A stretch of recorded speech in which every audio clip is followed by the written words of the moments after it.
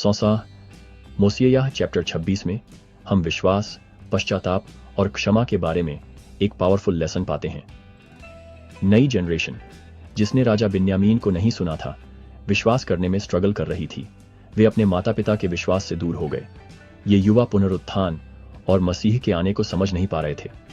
उनके अविश्वास ने उनके दिलों को कठोर बना दिया और उन्होंने कलीसिया में शामिल होने या उसकी शिक्षाओं का पालन करने से इनकार कर दिया। इससे विश्वास से अलग होकर पाप का जीवन जीने लगे।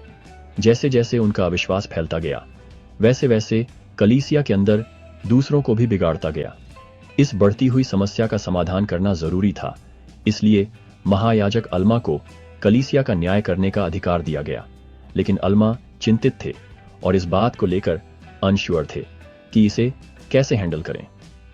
अल्मा ने मार्गदर्शन के लिए राजा मोसिय्याह की ओर रुख किया और अपराधियों को उनके सामने पेश किया। हालांकि राजा मोसिय्याह ने जिम्मेदारी अल्मा को वापस दे दी, यह भरोसा करते हुए कि वह सही फैसला लेंगे। अपनी अनिश्चितता के समय में अल्मा ने ईश्वरीय मार्गदर्शन की तलाश में अपनी आत्मा प्रभु के सामने उंडेल दी।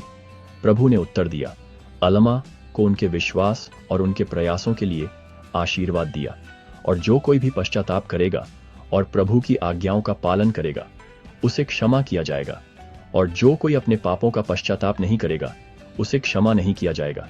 और जितनी बार मेरे लोग पश्चाताप करेंगे, मैं उनके मेरे विरुद्ध किए गए अपराधों को क्षमा कर दूंगा, और जितना वे पाप करेंगे उन्हें क्षमा किया जाएगा।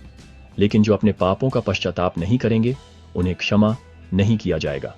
अल्मा ने इस सलाह का पालन किया, लोगों का न्याय किया और उन लोगों को क्षमा कर दिया जिन्होंने सच्चे दिल से अपने पापों को स्वीकार किया। इससे कलीसिया में हीलिंग आई। जो लोग पश्चाताप करते थे उनका फिर से स्वागत किया गया, जबकि जिन्होंने इनकार किया उन्हें निकाल दिया गया। कलीसिया फिर से फलने फूलने लगी और शांति बहाल हो गई। अल्मा और उनके साथी अपने मिशन पर डटे रहे, डिलिजेंटली लोगों को शिक्षा देते रहे और परसिक्यूशन को सहते रहे।